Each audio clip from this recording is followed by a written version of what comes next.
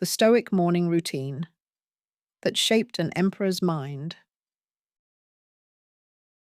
Long before morning routines became a genre of their own, filled with cold plunges and productivity hacks, Marcus Aurelius was already practicing his own version of one. Not for performance, and not for anyone else to see, but simply to prepare his mind for what he already knew was coming. He wrote, early in Meditations, about the value of reminding himself, before the day began, of the kind of people he was likely to encounter. People who might be ungrateful, dishonest, difficult, or simply unpleasant to deal with.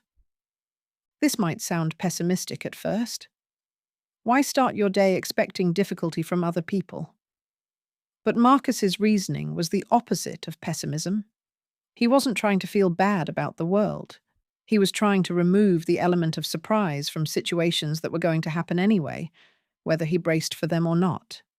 If you expect to encounter at least one frustrating, difficult, or thoughtless person during your day, and then you do, you're prepared. You've already decided how you're going to respond. But if you expect the day to go smoothly, and it doesn't, that gap between expectation and reality is where a lot of unnecessary anger and frustration comes from. It helps to remember the context he was writing in. Marcus wasn't dealing with the occasional rude stranger. He was managing senators with competing ambitions, generals with their own agendas, and a court full of people who had every incentive to flatter him to his face and undermine him elsewhere. If anyone had reason to walk into each day braced for difficulty, it was him. And yet the tone of his writing on this subject is remarkably calm, more like a practical checklist than a complaint.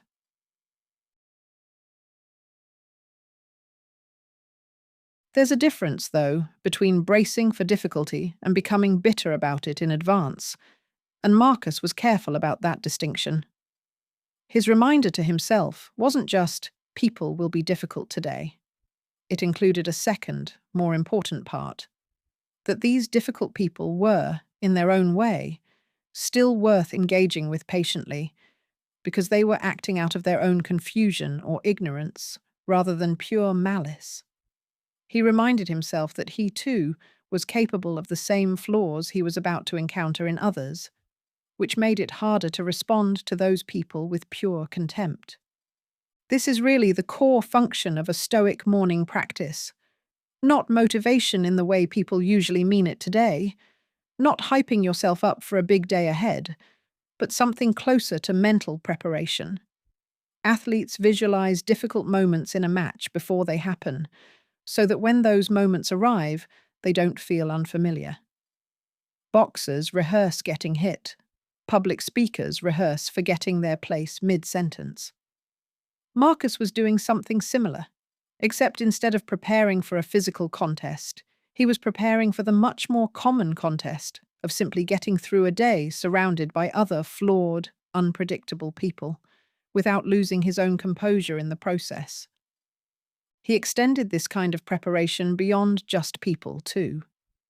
He'd remind himself of his own mortality, not in a morbid way, but as a way of keeping perspective on which problems actually deserved his energy that day, and which ones were simply not worth the emotional cost of getting worked up over. If he was going to die eventually, which obviously he was, did this particular frustration really deserve the weight he was about to give it?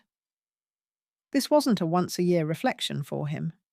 It appears to have been a genuinely daily habit, woven into however he began each morning.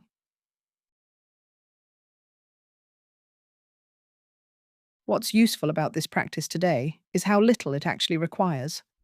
Marcus wasn't performing an elaborate ritual with candles or specific timing. He was, as far as we can tell, simply taking a few minutes, likely while dressing or preparing for the day, to run through a short mental checklist. What kind of people might I deal with today? How do I want to respond to them? And what actually matters enough to react to? You could build a version of this in a few minutes each morning without changing anything else about your routine. Before checking your phone, before the day's demands start pulling your attention in 6 directions at once. Take a moment to remind yourself of 2 things. First, that some part of today will probably be frustrating, and that's not a sign anything has gone wrong. It's just what most days are actually like. Second, that most of what frustrates you during the day will not matter nearly as much in a week as it feels like it matters in the moment. There's a third piece worth adding, drawn from the same passages: deciding in advance, specifically, how you want to respond to the kind of person who tends to get under your skin. If you already know that a particular colleague tends to interrupt you, or a particular family member tends to bring up old arguments, you can decide this morning, calmly, how you'll handle it if it happens again today, rather than deciding in the heat of the moment when you're least equipped to decide anything well. This is really the whole trick. Decisions made in advance, with a clear head, tend to be better than decisions made in the middle of frustration, with an activated one. Take something as ordinary as a Monday morning meeting. If you already know from past experience that a particular colleague tends to talk over others or take credit for shared work, you can walk into that meeting having already decided your response. Staying calm, redirecting the conversation, or simply noting it afterward rather than reacting in the room. Compare that to walking in with no preparation at all, getting blindsided by the exact behavior you've seen a dozen times before, and reacting from frustration instead of from a plan. The event is identical either way. Only your preparation changes, and yet the outcome, and how you feel afterward, changes with it almost every time. Marcus Aurelius ran an empire under this kind of thinking, through plague and war and betrayal, without the benefit of a single productivity app or planning system. He just had a private journal, a habit of honest self-reflection each morning, and a genuine willingness to prepare his mind before the world had the chance to catch him off guard. It's worth noting what this practice was not. It wasn't positive thinking in the sense people often mean today, telling yourself everything will go well and expecting good outcomes to follow from the expectation. Marcus's version was almost the opposite. Expect the realistic range of what might go wrong, and decide your response to it before it happens, so nothing catches you fully off guard. That distinction matters, because positive thinking that collides with a difficult reality tends to produce disappointment and anger.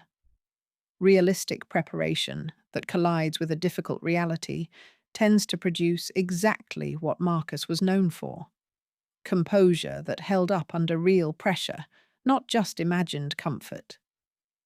There's also something worth noticing in how consistently he returned to this practice throughout meditations, across what appears to have been years of writing. He never treated it as something he'd mastered once and moved past. He kept redoing it, morning after morning, which suggests he didn't think of it as a technique you learn and graduate from, but as something closer to physical training, a muscle that only stays useful if you keep exercising it, no matter how experienced you've already become at using it. Subscribe for the next episode, where we look at how Seneca handled something almost everyone struggles with: anger at other people.